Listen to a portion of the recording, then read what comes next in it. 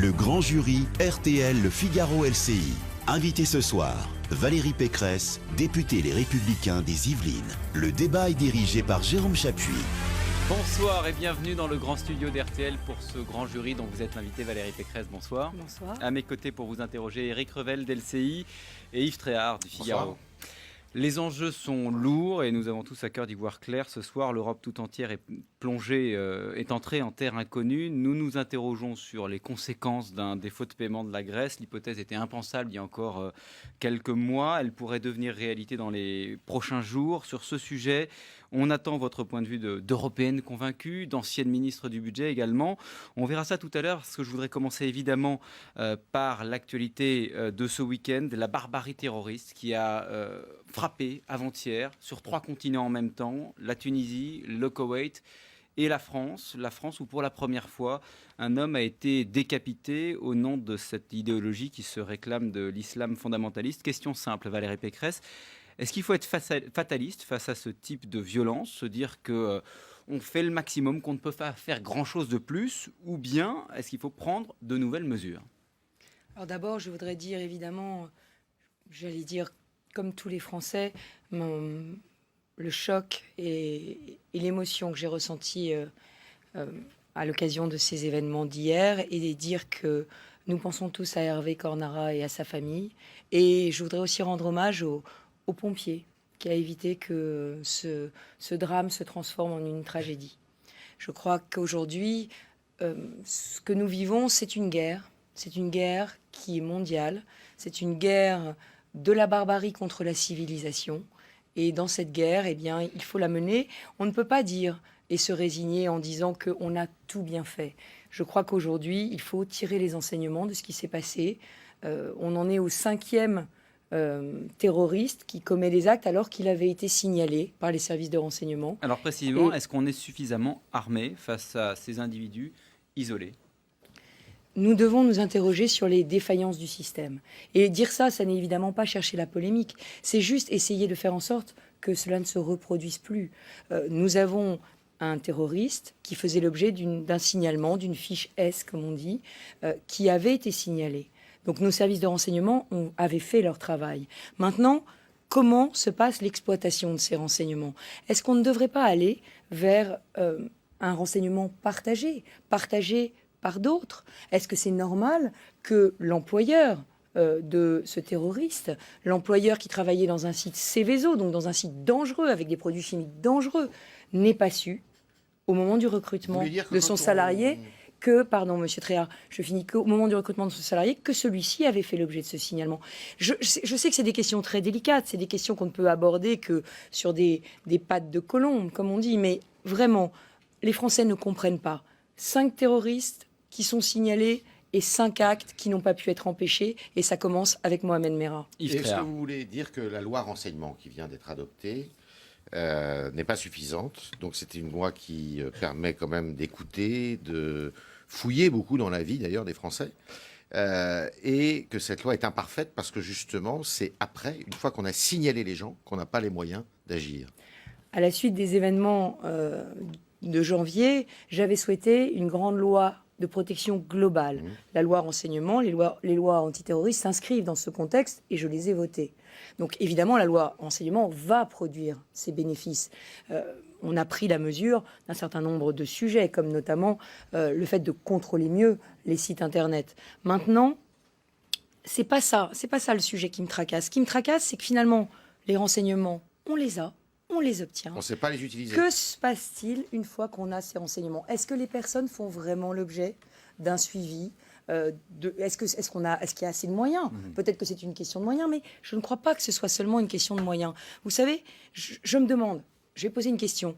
Est-ce que les maires des communes dans lesquelles se trouvent des personnes qui sont signalées par les services de renseignement ne devraient-ils pas l'être avertis? Les employeurs Oui, non. Les employeurs. Souvenez-vous de cet imam de la mosquée des Buttes-Chaumont qui avait été condamné, qui avait un casier judiciaire et qui a réussi quand même à travailler à la PHP, alors en tant que stagiaire. Mais enfin, je veux dire, tout ça donne des sueurs froides parce qu'on se dit, finalement, il est dans un hôpital.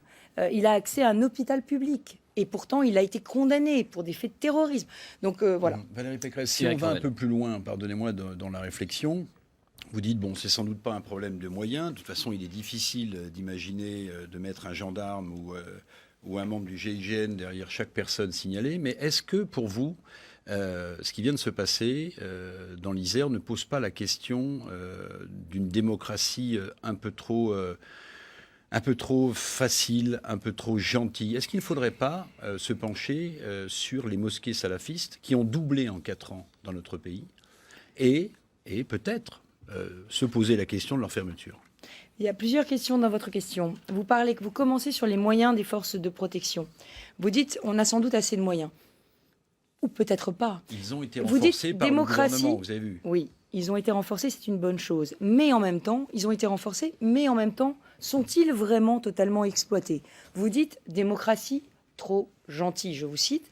Ben là, le sujet, c'est est-ce que nous n'avons pas à mettre en coordination l'ensemble des forces de sécurité de ce pays? Parce qu'aujourd'hui, on parle policiers, on parle militaires en opération extérieure, on parle gendarmes, mais il y a aussi les polices municipales, il y a aussi les vigiles privés. Est-ce que c'est légitime? On vient d'augmenter les effectifs de police. Est-ce que c'est le meilleur endroit où mettre les officiers, les effectifs de police, que des gardes statiques, que des... Pardon, j'y arrive, monsieur Revel, mais je n'esquiverai aucune de vos questions. Mais je vous parle des forces de police. Les gardes statiques, aujourd'hui, les journaux, les partis politiques, les écoles confessionnelles sont gardées par des policiers. Est-ce que ça prend beaucoup d'effectifs? La question est, est-ce qu'en faisant une vraie chaîne de sécurité, et c'est là que je réponds à votre question sur les démocraties, peut-être un peu trop gentilles, est-ce qu'il n'y a pas une chaîne de sécurité à construire, en plus, qui irait de l'agent de sécurité privé aux polices municipales en passant par la police nationale?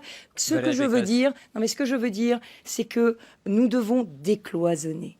Nous sommes tous en guerre. Et il faut une mobilisation générale. Il faut une mobilisation générale de toutes les forces qui assurent la sécurité dans notre pays. Et on connaît le cloisonnement des services. On connaît ces cloisonnements qui empêchent finalement de prévenir les attentats On va parler des mosquées. Mais avant de parler des mosquées, juste une question qui a trait à ce que vous évoquez à l'instant, parce que vous parlez des effectifs en disant qu'on ne peut pas forcément les augmenter. Comment est-ce qu'on surveille 2 à 3 000 personnes qui sont signalées, alors qu'on sait qu'il faut à peu près une dizaine de personnes, de policiers, pour les suivre au quotidien? Mais c'est ce que je vous dis sur la meilleure utilisation des forces. On a augmenté les effectifs, il fallait le faire, on a voté un collectif, il faut peut-être encore les augmenter. Si le gouvernement dit à l'opposition, nous avons encore besoin de moyens supplémentaires, bien évidemment, et compte tenu de la gravité de la situation, nous prendrons nos responsabilités, nous voterons cette hausse des moyens. Mais au-delà de la hausse des moyens, la bonne utilisation. Vraiment, je vous le dis, pour moi, aujourd'hui, la garde statique, quand on est sous une menace de plusieurs milliers de personnes signalées, ça ne me paraît pas être la bonne réponse. Vous avez fait une proposition qui me paraît très importante et qui mérite quand même qu'on s'y arrête un peu. Ce fichier, pour y accéder, comment on fait quand on est maire, quand on est employeur? Constitutionnellement, ça va être très compliqué. C'est sans doute la meilleure des solutions, mais comment on fait? Non, mais c'est très compliqué. Je ne suis pas là pour vous apporter des solutions clés en main. Si les solutions clés en main existaient, je pense que le gouvernement les aurait déjà mises sur la table. Je suis là en tant que député d'opposition pour essayer de faire en sorte qu'on change de paradigme, qu'on change de modèle, qu'on change de prisme de réflexion. On réfléchit avec des schémas anciens. On ne peut plus réfléchir avec des schémas anciens face à un monde totalement nouveau où la menace s'adapte en permanence à notre réponse. C'est-à-dire que dès qu'on va mettre un policier devant un journal, ils iront frapper ailleurs. Donc le sujet, c'est face à une menace qui s'adapte toujours, est-ce qu'il ne faut pas trouver des solutions? Alors pour tout vous dire, ça n'est pas du tout le même sujet, mais j'ai beaucoup travaillé sur la protection de l'enfance.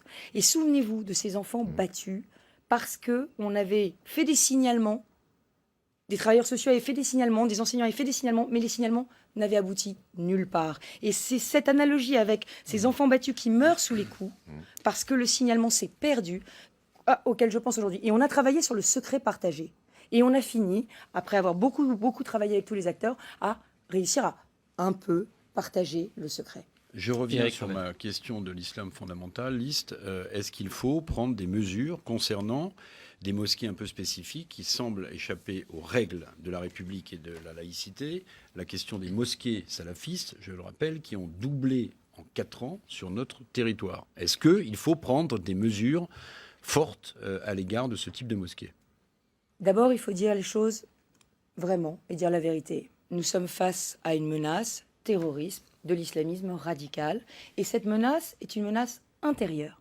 Il y a une menace extérieure qui est celle de Daesh. J'aimerais y revenir aussi parce On va en parler, mais que parce fait-on qu'il y a avec les aussi mosquées? une Est-ce qu'il faut question, les fermer? il y a aussi une question de qui commandite le crime et à qui profite le crime. Mais il y a une menace intérieure et cette menace intérieure, elle est le fait d'étrangers, de binationaux et de Français.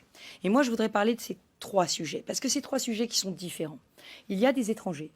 Et certains sont dans des mosquées qui sont des mosquées radicales, qui prônent la haine de la France et la violence.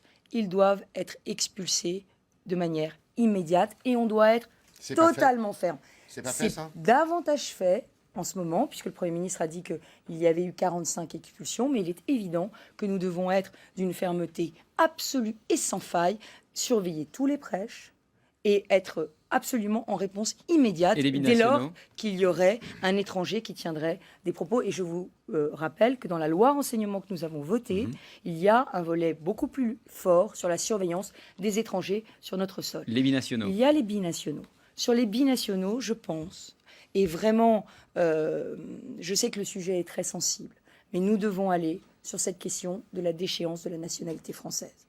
Quand on hait la France, quand on appelle à détruire la France, quand on se mobilise pour commettre un attentat en France, on n'est pas digne d'être français. On ne peut pas se dire français et la justice ne peut pas vous reconnaître français. La République doit se défendre. On est aujourd'hui face à une menace. Les terroristes ne sont pas des délinquants de droit commun.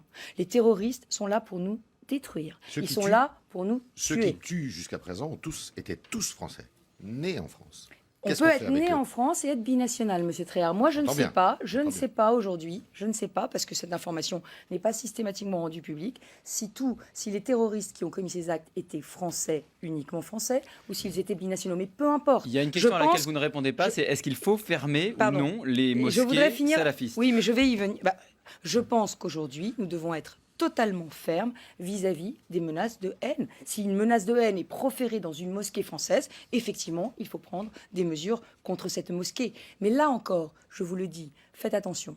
Nous avons aujourd'hui des Français musulmans, de confession musulmane ou de culture musulmane. Nous devons absolument les emmener avec nous dans cette guerre contre le terrorisme. Alors, nous ne pouvons pas les laisser sur le bord de la route. Ils sont français, fiers d'être français, et ils adhèrent aux valeurs de la République. Et nous devons absolument les emmener avec nous. Alors, pour les emmener avec nous, comme toujours, face à l'émotion, les mots ont leur importance. Et tout à l'heure, au début de l'émission, vous avez employé une expression. Nous sommes dans une guerre de la barbarie contre la civilisation. C'est un peu différent de ce qu'a dit ce matin le Premier ministre, qui pour la première fois a dit qu'il s'agissait d'une guerre de civilisation. C'est ce qu'a dit Manuel Valls ce matin. Est-ce que l'expression est la bonne selon vous? Pour moi, l'expression employée par le Premier ministre, mais sans polémiquer, n'est pas exacte, parce que je ne considère pas que Daesh soit une civilisation. Je considère que Daesh, c'est la barbarie. Je considère, vous savez que, en fait, il y a un an, à la suite d'un déplacement à Sarcelles avec Jérôme Chartier qui est ici. Nous avons rencontré des Assyro-Chaldéens. C'était au lendemain de la chute de Mossoul. Et vous savez sans doute que j'ai décidé de prendre ce sujet de la défense des chrétiens d'Orient et des minorités persécutées par Daesh. J'ai décidé d'en faire ma cause. Je suis partie en Irak avec François Fillon, Pierre Lelouch et Éric Ciotti. Et nous avons à Inkawa, à Baraka, vu la terreur dans laquelle ces réfugiés avaient été plongés. Nous avons vu la détresse. Ce n'est pas un choc de civilisation, ce que vous avez vu là-bas. Ce que j'ai vu là-bas, c'est des barbares de Daesh. Des barbares d'ailleurs qui tuent tous ceux qui sont contre eux, c'est-à-dire les musulmans chiites, les musulmans sunnites qui s'opposaient au départ des chrétiens. Parce qu'à Karakoche, c'est ça. Il y a celui qui a été tué, c'était un musulman sunnite qui a dit « je veux défendre mon voisin ». Poum, il a été tué.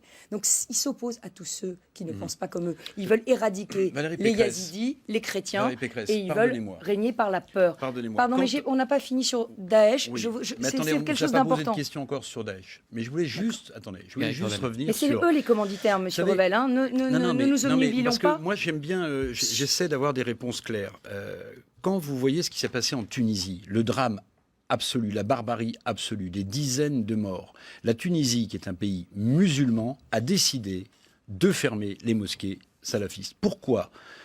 les responsables politiques français n'ont pas de vision plus ferme que cela dans un pays de tradition judéo-chrétienne. Pourquoi est-ce qu'il est aussi difficile, vous êtes en campagne électorale, certes, mais pourquoi est-ce qu'il est aussi difficile d'avoir un avis tranché sur la barbarie? Vous dites, nous sommes en guerre, mais alors si nous sommes en guerre, il faut prendre des décisions fortes et pas des demi-mesures. On vous sent, pardonnez-moi, on vous sent un peu gêné sur le sujet. Écoutez, si vous trouvez que expulser tous ceux qui prônent la haine, déchoir de leur nationalité française, ceux qui prônent la haine, et, pardon, mais j'ai pas eu le temps de finir, empêcher tous ceux qui sont partis faire le djihad de revenir en France, parce que le sujet, alors là aussi, on touche à des sujets de liberté, mais empêcher ceux qui sont partis faire le djihad de revenir en France, on nous dit que c'est contraire à la Convention européenne des droits de l'homme. Alors c'est un paradoxe.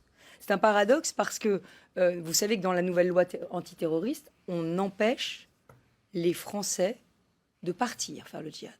Donc on viole en réalité la Convention européenne des droits de l'homme, puisque les Français devraient avoir la liberté de s'en aller, devraient avoir la liberté de sortir de leurs frontières. Donc on la viole pour les empêcher de partir, et on ne pourrait pas aujourd'hui la limiter en les empêchant de revenir. Je rappelle que David Cameron a demandé que les Britanniques, les citoyens britanniques partis faire le djihad, ne puissent pas rentrer en Grande-Bretagne. Je veux que ce sujet du retour des Français partis faire le djihad soit mis sur la table et qu'on les empêche de rentrer dans l'espace Schengen. C'est une décision qui doit être européenne, puisque vous imaginez bien que s'ils rentrent en Belgique, s'ils rentrent en Allemagne, ils pourront revenir en France. C'est une décision européenne. Je souhaite que le gouvernement français soit beaucoup plus ferme et beaucoup plus moteur dans la réponse que l'Europe donnera à cette crise, parce que nous sommes les premiers touchés. Il y a quand même des discours en France qui peuvent paraître étonnants, comme celui du premier secrétaire du Parti socialiste qui nous dit pas d'amalgame après l'attentat et le meurtre de vendredi. Et puis il y a le collectif contre l'islamophobie en France qui dit le problème en fait c'est pas tellement ces attentats, c'est l'islamophobie.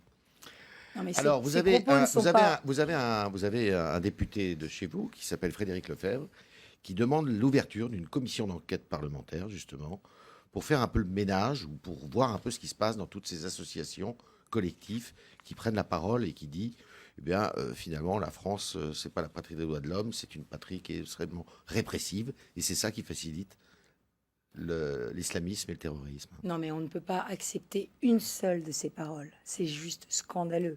Vous êtes d'accord pour cette commission d'enquête parlementaire, alors? Écoutez, moi, je vous aurais peut-être pas parlé. Mais... Pourquoi pas une commission d'enquête? Je ne sais pas exactement quels sont les moyens d'enquête sur les associations. Mais le sujet, il est beaucoup plus radical que celui-là. Aujourd'hui, nous avons besoin que les Français de confession musulmane condamnent sans aucune ambiguïté tous ces attentats et tous ces faits. Nous en avons besoin. Nous avons besoin qu'ils réaffirment leur amour de la France. C'est terrible à dire. Ils sont Français à part entière. Nous voulons qu'ils soient avec nous dans ce combat. Il faut qu'ils le fassent. On ne peut pas accepter que le collectif contre l'islamophobie dise le problème, c'est pas les attentats. Voilà. Et ça ne veut pas dire que nous ne lutterons pas contre l'islamophobie. Ça ne veut pas dire que nous ne voulons pas que tous les Français soient considérés comme des Français à part entière et traités à égale dignité. Mais le sujet, on ne peut pas dire le problème, c'est pas les attentats. C'est une parole totalement inadmissible aujourd'hui. Valérie Pécresse. Dans un pays qui est en deuil. Je le disais vendredi, la Tunisie a elle aussi été très durement touchée. Comment est-ce qu'on peut, de là où nous sommes, aider les Tunisiens face à cette barbarie qui touche les touristes, c'est-à-dire le nerf de la guerre, l'économie du pays? Alors j'ai eu le président Essebsi au téléphone parce que je l'ai tout de suite appelé pour lui dire à quel point nous étions accablés de voir la Tunisie, et c'était les touristes étrangers en Tunisie qui étaient visés pour en réalité dissuader tout touriste de venir en Tunisie et en fait détruire le régime en lui coupant ses ressources financières. Vous, comme responsable politique, d'ailleurs, qu'est-ce que vous dites aux Français qui avaient prévu de passer quelques jours? Vous iriez, vous passer des vacances en Tunisie? Écoutez, j'ai été au Bardo juste après les attentats, au musée du Bardo, justement pour réaffirmer, j'allais dire, notre confiance dans le gouvernement tunisien. Parce qu'il faut faire attention, le gouvernement tunisien est celui qui est en train de réussir la transition démocratique. C'est celui qui travaille le plus aux droits des femmes et à la préservation des droits des femmes. Donc c'est pour ça qu'il est visé. Il est visé parce qu'il prône, j'allais dire, un régime qui est un régime ouvert. C'est ça qu'ils veulent atteindre. Ils veulent tuer la démocratie tunisienne qui est en train d'éclore. Donc le sujet, pour nous, c'est simple. Nous devons aider les Tunisiens Comment ? à protéger les touristes.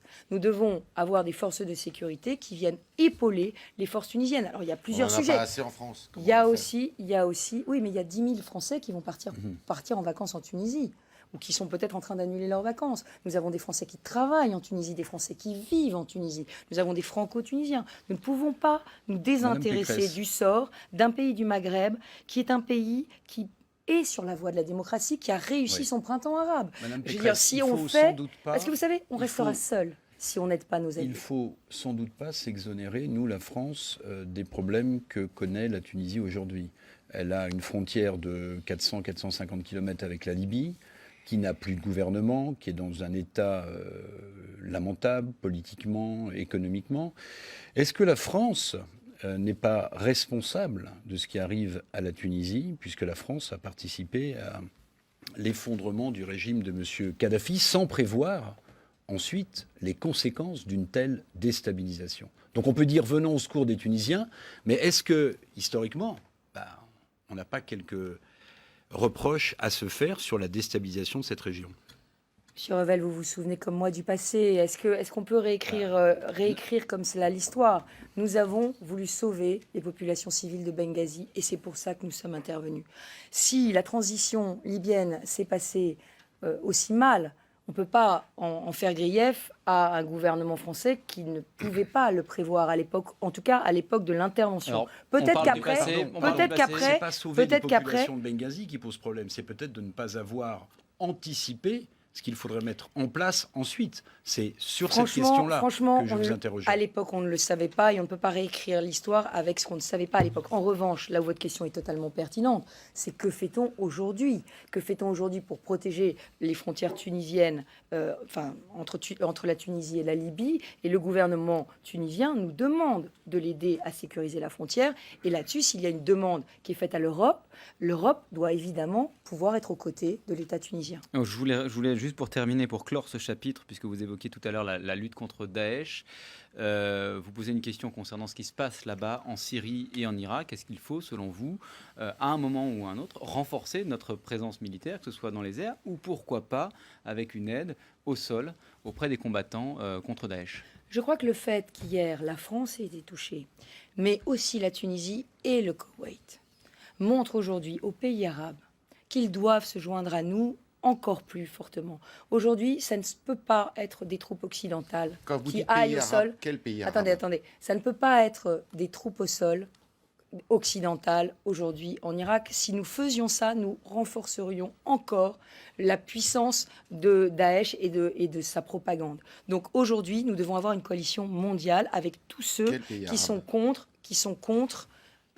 tous ceux qui sont contre la barbarie. Et on doit leur demander... Vous voulez dire qu'on parlerait alors de choc de civilisation? Le Maghreb, ils ont déjà leurs problèmes. Oui.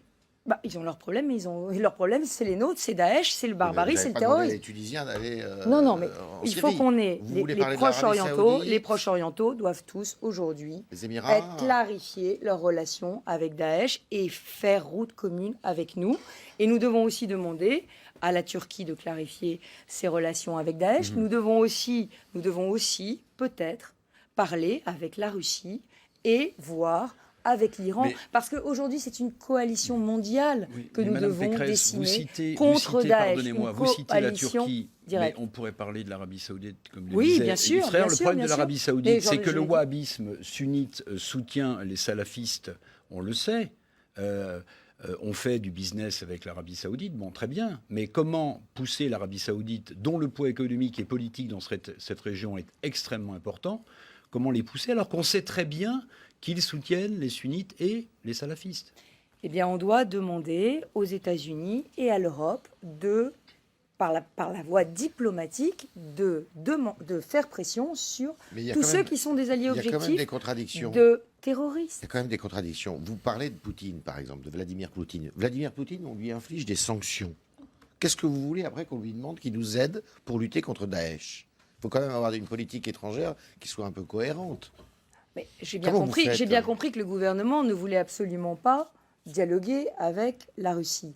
Mais Le on peut gouvernement aussi... et l'Europe, d'ailleurs. Oui, mais enfin, pardon, Monsieur Tréhard, on peut dire à un allié, quand il fait quelque chose qui n'est pas bien, que ce n'est pas bien, et on peut aussi lui dire, il y a des terroristes qui sont en train de frapper dans tout le monde entier, et un jour qui frapperont chez vous. Oui, exactement, qui frappent aussi chez vous, et leur dire, on peut s'allier sur cette cause. Et ça n'empêche pas de dire qu'en Ukraine, on n'est pas d'accord avec la façon dont les Russes s'y prennent. Je pense que la diplomatie, elle doit être réaliste, et aujourd'hui, face à Daesh, c'est une coalition mondiale que nous devons réunir. C'est la guerre primordiale?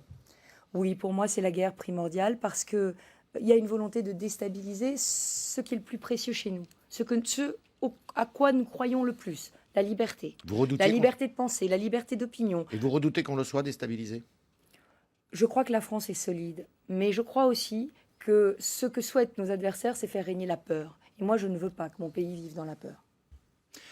Valérie Pécresse, il faut qu'on évoque à présent la Grèce. On va prendre un à un les enjeux de la crise, qui évidemment, depuis l'annonce d'un référendum samedi par Alexis Tsipras, a pris une autre dimension. Une question pour commencer. Est-ce que l'Europe peut se passer, selon vous, de la Grèce?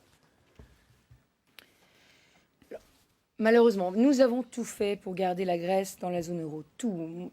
En 2011, quand j'étais ministre du Budget, je me souviens d'un été entier où Nicolas Sarkozy avait renégocié, l'euro risquait d'exploser. Enfin bon, on a tout fait. On a atteint un point de non-retour. On a tout fait, y compris vis-à-vis de l'Allemagne, qui, depuis le début, considérait que finalement, si les Grecs n'étaient pas capables de respecter leurs engagements, il fallait les exclure. Le scénario du Grexit, souvenez-vous, c'était un scénario qui était prôné par l'Allemagne dès 2011. Le sujet, c'est que nous nous sommes battus pour que ce scénario n'arrive pas. Mais aujourd'hui, je le dis, et moi, c'est vraiment mon sentiment, aujourd'hui, nous ne pouvons plus céder au chantage. Ça n'est plus possible. Ce n'est pas à l'Europe et aux Européens de payer pour des Grecs qui refuseraient définitivement de tenir leurs engagements. On a fait beaucoup de concessions. On était prêt à en faire d'autres. Mais à un moment, il y a une logique de droit et de devoir. Si on veut l'aide de l'Europe, si on veut le bénéfice de l'euro, il faut accepter les réformes. Et M. Tsipras est en train de payer, mais le prix de son populisme et de sa démagogie vis-à-vis du peuple grec. Valérie Pécresse, il a fait une campagne, il a été élu sur des promesses que vous estimez, vous, être démagogiques, mais enfin, lui, il a été élu. Il demande à son peuple, par voie de référendum, si ce peuple qu'il a élu est d'accord avec les réformes sur les retraites, sur la TVA, que le FMI ou l'Europe lui demande de mettre en place. En quoi s'agit-il d'un chantage ? Non, mais le problème, c'est que ce référendum apparaît à tous les négociateurs comme une nouvelle fuite en avant. Donc le sujet, c'est que les Grecs disent oui. Mais pardon, et après, l'Europe pourra... Quand on est démocrate, on peut critiquer comme ça le recours au peuple. Ah non, mais moi, je ne critique pas le référendum. France... Non, mais je ne suis pas en train de critiquer le référendum du tout. Ah bah si, non, je suis en train de critiquer un gouvernement grec. Non, je critique un gouvernement grec qui aujourd'hui, au moment où je vous parle, dit qu'il ne respectera pas ses engagements et renvoie à un référendum. Il doit aujourd'hui donner des engagements. M. Papandréou avait fait la même chose avec Nicolas Sarkozy et Angela Merkel. Vous n'êtes pas contre le principe du référendum, donc. Non, ce que je dis, je ne suis pas contre. On n'est jamais contre le principe d'un référendum. Non, parce que, vous savez, même en France, on dit l'Europe, c'est pas la question des peuples, c'est... On nous a volé l'Europe. En gros, les peuples ne peuvent pas se prononcer. Je ne suis pas contre un référendum. D'ailleurs, ce référendum montrera au peuple grec à quel point M. Tsipras l'a roulé dans la farine. Et ce sera une leçon, j'allais dire, pour tous ceux qui croient au discours démagogique, des populismes, qu'ils soient de gauche ou de droite. Donc ce sera une bonne leçon, puisque le peuple grec va être obligé de dire qu'il accepte le contraire de ce pourquoi il a voté. Bon. Mais, là encore, je le dis, si il n'y a pas de oui grec, si il n'y a qu'un chantage qui repose sur la peur que nous aurions de voir la zone euro en difficulté, je crois qu'à un moment donné, on arrive au bout de l'exercice et que, si la Grèce ne le veut pas, ne veut pas faire ses efforts, ne veut pas faire ses réformes, il faudra envisager le scénario du pire, ce scénario que nous avons tout fait, je le répète, pour éviter. Ce scénario, on va l'examiner avec vous dans quelques minutes, Valérie Pécresse. On va marquer une pause dans ce grand jury. On laisse passer les informations. À tout de suite.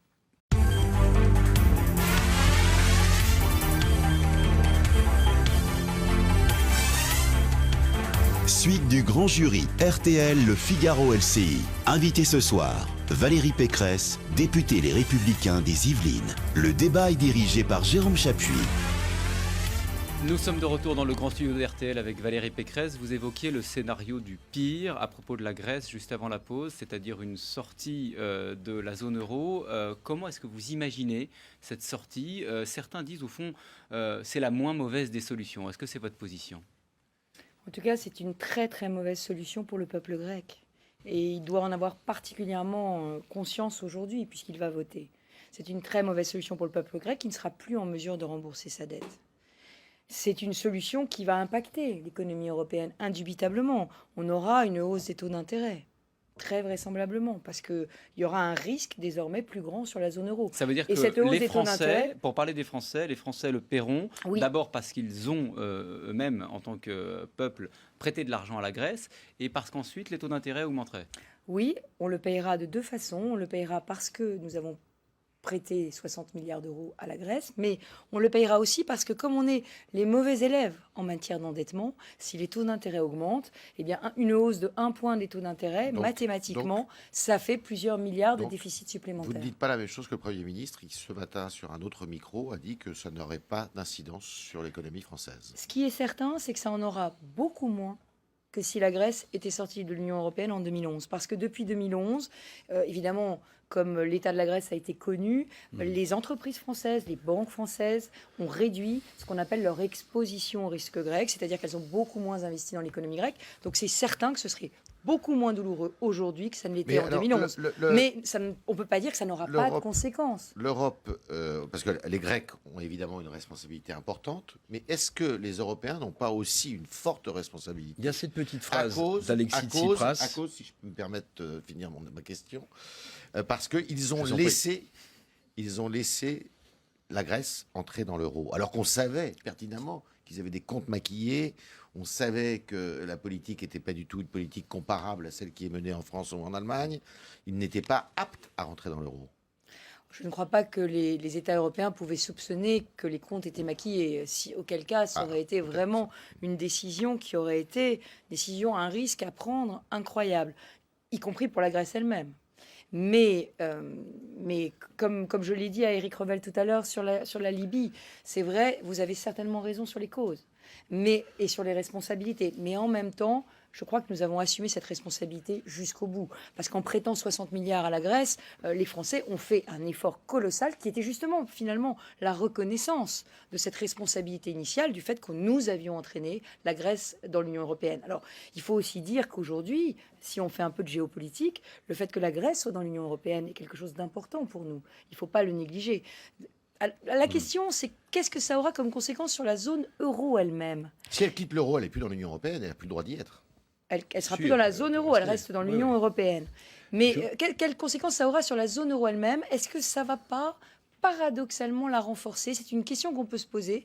Finalement, si dans la zone euro, il n'y a plus que des acteurs qui sont vraiment très engagés dans la défense de l'euro, est-ce que finalement, sur le long terme, et contrairement à ce que j'entends dire, ce ne sera pas une bonne chose pour la zone euro ? Ce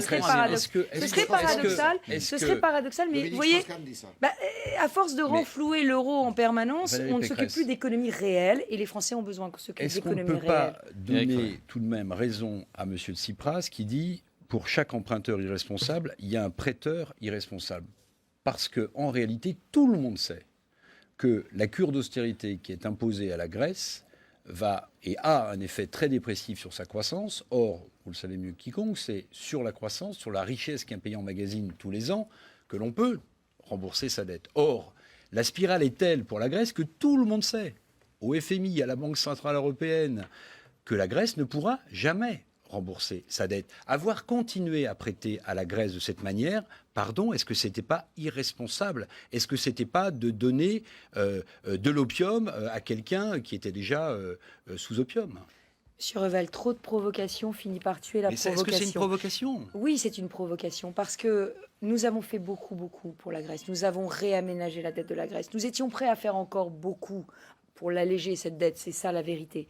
Le sujet, c'est que on ne peut pas ne pas rentrer. C'est la règle du jeu mondiale, c'est la règle du jeu pour tout le monde, c'est la règle du jeu dans votre vie privée, c'est la règle du jeu dans votre vie professionnelle. Il y a des droits, il y a des devoirs.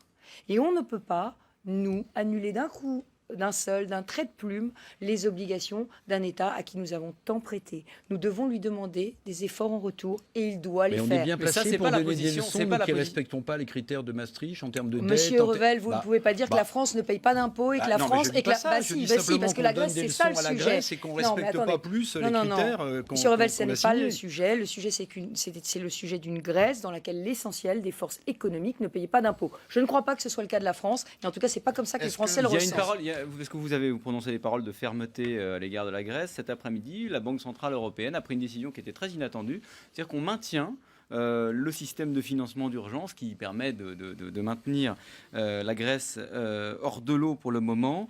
Est-ce que pour vous c'est un sursis bienvenu ou est-ce que finalement la BCE fait preuve d'une certaine forme de laxisme parce qu'elle déroge à ses principes là? Il y a le référendum qui est samedi, donc j'imagine que tout dépendra du résultat. L'idée c'est de tenir jusque-là Je ne sais pas. Vous savez, la Banque Centrale Européenne est indépendante. Mais ce que je sais, c'est que ça me paraît être de bon sens d'attendre au moins que le peuple grec se Je prononce. voudrais vous faire réagir Avant de justement prendre une décision qui sera une décision irréversible. Yves Traire. sur ce qu'a dit aujourd'hui l'ancien directeur général du Fonds monétaire international, Dominique Strauss-Kahn. Il a dit, en fait, il faut arrêter de financer et que la Grèce équilibre elle-même son budget.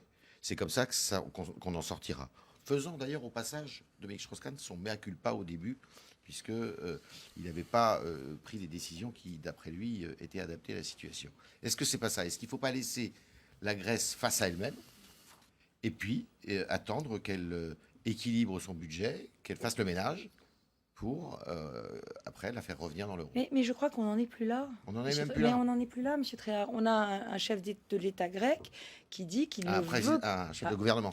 Oui, un chef de gouvernement grec qui dit globalement qu'il ne respectera aucun de ses engagements. On n'en est plus là. On n'est plus au stade où on peut négocier et effacer la dette. On avait objectivement proposé un accord qui était tout à fait acceptable. Enfin, c'est ce que les négociateurs le pensaient. Oui, dimanche d'ailleurs. À ce moment-là, il sera mis en minorité, il sera obligé de partir. Qu'est-ce qui se passe si les Grecs disent oui?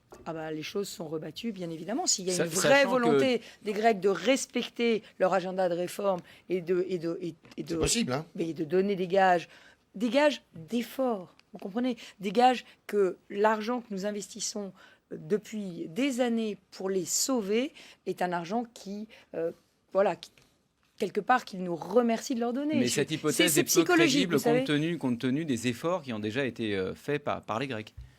Écoutez, nous verrons. Là, on est en train de faire de la politique fiction. On fait d'autant plus de la politique fiction parce qu'il faut quand même préciser que pour le moment, cet accord est totalement caduc puisque l'Europe a suspendu les négociations et qu'il n'y a plus d'accord sur la table. Donc, les Grecs vont se prononcer sur un accord qui n'existe pas. Oui, mais c'est de la réelle politique. C'est évident que si le référendum grec est un référendum positif pour les réformes, les cartes seront rebattues. Éric Revel. Sans doute avec un nouveau chef de gouvernement. On parle sans bien les cerner et sans bien les comprendre des répercussions économiques et financières qu'aurait une sortie de la zone euro de la Grèce, parce qu'en fait, on ne sait pas trop jusqu'où le phénomène grec pourrait impacter les marchés financiers, l'économie, le bilan des banques. Mais il y a un aspect aussi géopolitique, vous l'avez un peu abordé. On a vu M. Tsipras se rendre à plusieurs reprises à Moscou. Et on voit bien qu'il y a un axe Moscou-Athènes, peut-être, et qui serait d'autant plus fort, d'ailleurs, que la Grèce pourrait sortir de l'euro. Est-ce que ce n'est pas une façon, au moment où l'OTAN essaie d'avoir des têtes de pont à l'Est, de voir Moscou et M. Poutine avoir une tête de pont très avancée de l'ancien pacte de Varsovie en Europe, à Athènes? Il y a certainement des arrière-pensées à la visite de M. Tsipras à Moscou, comme il y a des arrière-pensées chez M. Poutine au fait de le recevoir. Maintenant, on en est un petit peu tôt pour pouvoir tirer de ces signaux une vraie recomposition des relations internationales. On verra ce qui se passera. La Grèce reste dans l'Union européenne, jusqu'à plus en plus informée. Pour clore cette question sur la Grèce, question sur Alexis Tsipras. Comment est-ce que vous jugez l'homme politique? Certains ont dit qu'il était irresponsable d'avoir comme ça, au dernier moment, sorti cette carte du référendum. Comment est-ce que vous jugez même le tacticien? Je comprends sa compassion pour le peuple grec et je comprends... je comprends quel est son moteur. Mais en même temps, vous savez, le populisme ne mène à rien. Il y a des règles du jeu. Il y a des règles du jeu, je l'ai dit, dans la vie internationale. Il n'a pas respecté les règles du jeu. Les règles du jeu, c'est quand on demande à des alliés de vous donner de l'argent, eh bien, il faut en retour s'engager à rembourser et à faire l'effort de rembourser. C'est ça les règles du jeu. Et c'est quand même une leçon de politique. C'est une leçon de politique pour tous ceux qui disent on effacera un jour toutes les dettes, on n'a besoin de faire aucun effort. Parce que j'ai encore lu ce matin Pierre Laurent, le président du Parti communiste français, dire non à l'austérité. Je veux dire, on ne peut pas dire ça aujourd'hui. La France a une dette, elle doit réduire ses déficits, c'est important. Parce qu'il y a quelque chose qu'on entend beaucoup, notamment dans la bouche du pouvoir à Athènes, c'est qu'au fond, la démocratie, elle est du côté des Grecs et elle n'est pas du côté des 18 autres membres de la zone euro. Mais si la démocratie, c'est je vous prends votre argent et puis je vous dis ciao, bye bye, ça ne s'appelle pas la démocratie, monsieur Chapuis. Mais si, quand même, il y a quand même un problème majeur. Attendez, madame Pécresse. Les Grecs, nation grecque, les Grecs ont voté pour un gouvernement et l'Europe dit bah non, la politique que vous menez, c'est pas bien. C'est pas la bonne politique. Alors évidemment, effectivement, on peut le juger. Mais la souveraineté nationale, il y a des députés souverainistes dans ce studio, c'est quelque chose, c'est une notion qui existe quand même. Qu'est-ce que vous pensez de ça ? Est-ce que la Grèce, est-ce que finalement l'Europe n'est pas la négation ? Alors, Monsieur Tréhard, est-ce que l'Europe n'est pas la négation des souverainetés et des indépendances nationales ? Mais Monsieur Tréhard, supposez par chance que je gagne l'élection régionale en Île-de-France, je serai présidente de région, mais une région est dans un État qui n'est pas fédéral et est une collectivité locale de l'État français. Je ne pourrai pas m'abstraire des lois de l'État français. La Grèce est une démocratie souveraine, mais une démocratie souveraine qui a fait le choix souverain d'adhérer à l'Union européenne. Si elle veut en sortir, mais qu'elle le dise, c'est un choix souverain qu'elle peut faire. Nous sommes tous souverains, mais nous sommes tous aussi responsables de nos actes.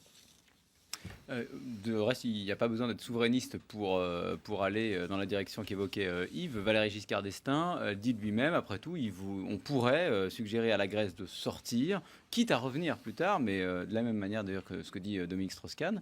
Ça n'est pas une solution, selon vous. Mais si, j'ai pas du tout dit ça, j'ai dit exactement l'inverse. Je crois qu'on ne se comprend plus, mais peut-être parce que vous me posez 14 fois la question de manière différente. Alors 14 fois, au bout de 14 fois, on finit par plus comprendre la réponse.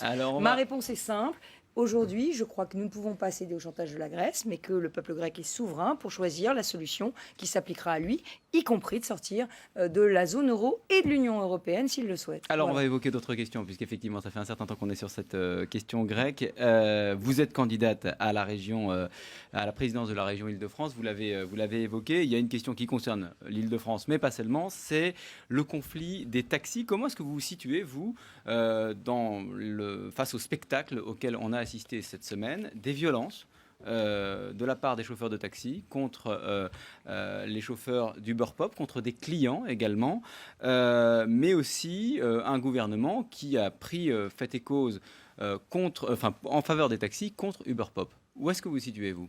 D'abord, je condamne absolument ces violences, ces actes de violence et ces blocages. On ne peut pas prendre en otage une population, ni porter atteinte comme cela à l'image de la France vis-à-vis de tous les touristes et les investisseurs étrangers qui sont venus, qui sont arrivés en France le jour de la grande manifestation. Donc je condamne ces violences. Maintenant, il faut aussi respecter la loi dans la République. Uber Pop est illégal. Je parle d'Uber Pop, je ne parle pas d'Uber. Je parle d'Uber Pop, c'est illégal. Quand une activité est illégale, eh bien, elle ne doit pas avoir lieu, elle ne doit pas s'exercer. Donc, il faut faire respecter la loi. Pourquoi Uber Pop est illégal ? Uber Pop est illégal parce qu'il ne s'agit pas d'Uber avec des chauffeurs qu'on dit VTC, qui sont des chauffeurs qui sont déclarés, qui payent des impôts, qui ont une activité. Il s'agit, de recruter des personnes qui ne déclareront pas leurs revenus au fisc. Donc on a... Voilà. Et donc, c'est en réalité une forme de travail déguisé. Beaucoup de chauffeurs de taxi voient aussi d'un très mauvais œil les chauffeurs Uber, les chauffeurs VTC. C'est un autre sujet, Monsieur Chapuis. Le sujet d'Uber est un sujet bien plus préoccupant et plus dramatique pour notre pays, au fond. Parce qu'en réalité, pourquoi Uber est né et pourquoi Uber a autant de succès ? Uber est né, Uber a autant de succès parce que malheureusement, nous n'avons pas su et c'est une responsabilité partagée. Nous n'avons pas su faire évoluer la profession des taxis. C'est dans le rapport Attali. Hein. Mais bien entendu, nous n'avons pas su faire évoluer la profession de taxi. Est-ce que vous savez qu'il y a pratiquement autant de licences aujourd'hui, je crois que c'est 17 000, qu'à la libération en 1945. Donc le sujet, c'est simple. Je vous prends un exemple très simple, francilien. Vous êtes habitant de la banlieue, vous cherchez sous la pluie un taxi, vous lui dites « je veux rentrer en banlieue », le taxi vous dit « je ne vais pas en banlieue ». Et c'est pas seulement chez Philippe Dallier qui fronce les sourcils, c'est pas seulement en Seine-Saint-Denis, ça peut être dans les Yvelines, ça peut être dans l'Essonne, ça peut être partout. Donc le sujet, c'est qu'on a eu un problème d'offre. On a eu un problème d'offre de taxis et les VTC, Uber, s'est engouffré dans ce service qui n'était pas de suffisamment bonne qualité. Et aussi, il y a une question de prix aussi et de tarifs. Donc le sujet, c'est plutôt mais c'est comment... une évolution qui ne concerne pas que les taxis. Non, Alors, bien entendu, mais je justement, voudrais finir, pardon, parce que le sujet, c'est quand même que ça interpelle l'économie française. Pourquoi l'économie française n'est-elle pas capable de se réformer? Pourquoi, quand le rapport Attali a proposé de donner une deuxième licence à tous les taxis de France et en échange de leur demander de faire des efforts sur les tarifications, sur le fait d'accepter la carte bleue, d'accepter plus de courses, etc. Donc un donnant, une réforme, on n'a pas réussi à le faire. Donc c'est faute de se réformer. C'est parce qu'on est en suradministration. C'est parce qu'aussi on est en matraquage fiscal, en surfiscalisation. On est en train de mourir de cette surcharge bureaucratique qui fait qu'Uber se développe et que Uber payera ses impôts à l'étranger. Pardon. Bon, il y a la question des taxis, vous l'avez signalé. Alors, je ne voudrais pas apparaître ringard et sans doute que l'innovation Internet, les applications qui se développent, c'est le sens de l'histoire. Mais vous voyez bien que derrière ce qui se passe pour les taxis, qui révolutionnent leur métier, il y a une vraie question sur l'ubérisation de toute l'économie française. Or, là, aujourd'hui, on parle du secteur des taxis, mais demain, on parlera peut-être de celui de la publicité ou d'autres secteurs. Est-ce que l'économie française, et il n'y a pas si longtemps que cela, vous étiez aux affaires, est-ce que l'économie française s'est suffisamment préparée pour faire face à cette ubérisation quasi généralisée de son économie? C'est ça le problème. Mais... comme nous sommes en train de vivre un changement géopolitique majeur, comme nous sommes en train de passer pour la zone euro un cap important, je peux le dire, en matière économique, il y a aujourd'hui, à travers l'Internet, il y a un changement radical de notre économie. Le capitalisme est à réinventer ? Bien entendu. Bien entendu. Et il est à réinventer avec des nouvelles régulations. Parce que moi, je ne crois pas à une économie qui ne se régule pas. Je ne crois pas à une liberté sans entrave, parce que je crois que cette liberté sans entrave conduit à des concurrences déloyales. Et c'est vrai que les taxis aujourd'hui sont en colère parce qu'ils ont le sentiment d'avoir été trahis. Ils ont été trahis parce que, aussi, nous n'avons pas eu le courage de leur dire la vérité et de les réformer. Donc le sujet, c'est comment est-ce qu'on arrive face à cette évolution, à faire en sorte que cette évolution, elle crée de la richesse en France. Et le sujet, il est là. Et le sujet, on va l'avoir dans les mois et les années qui viennent. On n'est pas préparé à ça, la France. On pourrait. Mais pour créer de la richesse en France, mais il faudrait que les taxis acceptent, eux, de s'adapter. Or, manifestement, au vu de si on en juge par ce qu'on a vu cette semaine... il faut faire une négociation avec eux. Le sujet, c'est quand même le rachat des licences, ou en tout cas... Le rachat des licences. Mais il faut racheter... 4 milliards d'euros. Non, mais attendez. Je n'ai pas dit le rachat intégral des licences. Mais il faut négocier avec les taxis. C'est pas une très bonne affaire pour les Français. On a donné gratuitement ces licences et à la fin, l'État les rachèterait. Monsieur Chapuis, je n'ai pas dit que l'État devait racheter les licences des taxis. J'ai dit qu'aujourd'hui, il y avait une négociation à mener avec les taxis pour réussir à trouver un équilibre. La loi Thévenoud ne marche visiblement pas. Elle n'est visiblement pas suffisante. Donc, ouvrons une négociation beaucoup plus large avec les taxis, avec les VTC, pour voir comment est-ce qu'on peut réussir à faire en sorte que des licences qui valent très cher et qui sont aujourd'hui en passe de valoir pratiquement plus rien, qu'on réussisse à trouver le système. Vous savez que Jacques Delplat, l'économiste, a fait un travail très intéressant sur cette question du rachat des rentes. Donc le sujet, il est là. Maintenant, il faut sortir du sujet des taxis. Parce que le sujet des taxis, c'est un des sujets. Mais il y a le sujet des commerces. Mais avec Internet. Internet qui est ouvert le dimanche, je vous le rappelle. Il y a le sujet de l'hôtellerie, avec la question d'Airbnb. L'autre jour, j'étais à Fontainebleau. Fontainebleau, ils sont passés de 15 chambres à 700 chambres en un an proposées sur Airbnb. Donc on est en train d'avoir un monde qui change. Mais on peut créer de la richesse en France. Regardez une entreprise comme Blablacar. Blablacar, succès français, on a fait l'application. L'autopartage. Et Blablacar fait du partage, de l'autopartage. Donc on peut le faire en France, on a suffisamment de talent, on a suffisamment de créativité. Maintenant, pourquoi est-ce qu'on ne l'a pas fait? On ne l'a pas fait parce que nous avions trop de réglementations et que nous n'avons pas été du coup capables d'inventer le monde de demain. Il faudra l'inventer. Mais on a des atouts. L'auto-entrepreneuriat. Quelque chose que...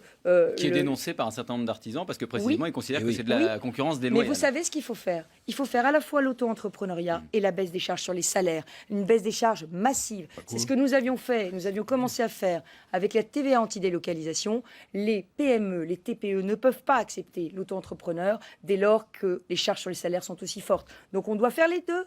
On doit faire les deux. On doit baisser les charges sur les salaires pour les PME, les TPE, et en même temps permettre à ceux qui ne veulent pas être salariés de pouvoir développer une activité économique. C'est ça l'avenir de l'économie française demain. Question rapide, réponse rapide avant la fin de l'émission. Et une l'émission. économie qui créera de l'emploi en France, parce que le sujet, et ce sera un sujet des régionales, et on ira en parler de l'emploi. On va parler des régionales, mais je voudrais juste une question de politique. L'emploi, c'est important aussi. Bien sûr. On évoquait tout à l'heure Manuel Valls, qui a parlé ce matin de guerre de civilisation. Il a employé une autre expression qui fait débat à propos du débat public, puisqu'il a parlé de bloc réactionnaire en incluant sous cette expression la droite et l'extrême droite. Cet amalgame, est-ce que c'en est un d'abord selon vous, et comment est-ce que vous jugez ces propos de Manuel Valls? Moi, je n'admets pas ces propos. Je ne comprends pas le sectarisme en politique ou nulle part ailleurs dans la vie. Je considère qu'il n'y a pas d'un côté les bons Français qui votent à gauche, de l'autre les mauvais Français qui voteraient à droite ou qui voteraient extrême droite. Je crois qu'il faut parler à tous les Français et qu'il faut les amener à voir le monde tel qu'il est en train de changer et à accompagner avec eux ce changement en essayant de les protéger du mieux que nous pouvons, mais en même temps en les faisant grandir. Et c'est ça le rôle d'un homme politique. C'est certainement pas de commencer à cataloguer, à cliver. Et en tout cas, ce ne sera pas comme ça que je gérerai la région Île-de-France. Alors à propos de la région Île-de-France, est-ce que vous considérez, après les résultats de la semaine dernière, notamment dans les Hauts-de-Seine, puisque la ville de Clichy, qui était depuis des décennies à gauche, est passée à droite, que vous êtes la favorite de l'élection de décembre prochain? Je ne vis pas la campagne comme cela. D'abord parce que la région Île-de-France est à gauche depuis 17 ans. C'est une région qui est très solidement ancrée à gauche. Mais aujourd'hui, ce que les Franciliens veulent, c'est des solutions à leurs problèmes. Vous voyez, cette semaine, on est la semaine du bac. Tous les jeunes Franciliens s'interrogent sur comment trouver un stage. Comment trouver un stage pour valider leur année d'études. C'est la région, ça, ou un stage. Ben bien sûr, la région a la compétence emploi, la région a la compétence lycée, la région a la compétence université. Donc si elle se désintéresse de l'insertion professionnelle des jeunes, eh ben, c'est ce qui s'est passé d'ailleurs depuis 17 ans, eh bien effectivement, elle ne remplit pas son travail. Nous devons davantage aux Français avec l'argent de leurs impôts. C'est ça le sujet politique. Et pour cela, j'ai proposé que les 2 milliards de subventions que la région donne chaque année à des milliers d'entreprises, d'associations, de collectivités locales, ces 2 milliards soient conditionnés à l'accueil d'un jeune, par tranche de 20 000 euros. Et comment vous allez vérifier ça? C'est très simple. Vous déposez votre demande, vous voulez financer une machine, ou vous voulez financer un événement, ou vous voulez financer une action, un projet. Avec ce projet, vous me faites une offre d'accueil d'un jeune sur ce projet. Et cette offre, je la mets sur un site dédié et les jeunes pourront candidater auprès de vous, associations, entreprises, pour avoir ce stage. C'est ce que vous allez créer. C'est ce que je vais créer et j'ai calculé qu'avec 2 milliards d'euros de subventions versées, on pouvait créer 100 000 stages ou contrats d'apprentissage ou contrats d'insertion supplémentaires et mettre fin à cette logique terrible qui est celle d'une société pétrifiée où l'ascenseur social ne fonctionne plus parce qu'il faut du piston pour décrocher fût-ce un stage en entreprise. Valérie Pécresse, c'est la fin de ce grand jury. Merci d'en avoir été l'invité. La semaine prochaine, c'est Yael Gauze qui sera pour la dernière de la saison aux commandes du grand jury. Et après les vacances, à la rentrée, c'est Elisabeth Martichoux qui prendra les commandes du grand jury. C'est un grand bonheur d'avoir dirigé cette émission. Merci à vous, Eric. Merci Jérôme. Et on va se retrouver dans quelques minutes. Nous, c'est pas tout à fait terminé pour le grand jury Le Débrief sur LCI d'abord et dans la foulée sur RTL.fr et lefigaro.fr. Très bonne soirée.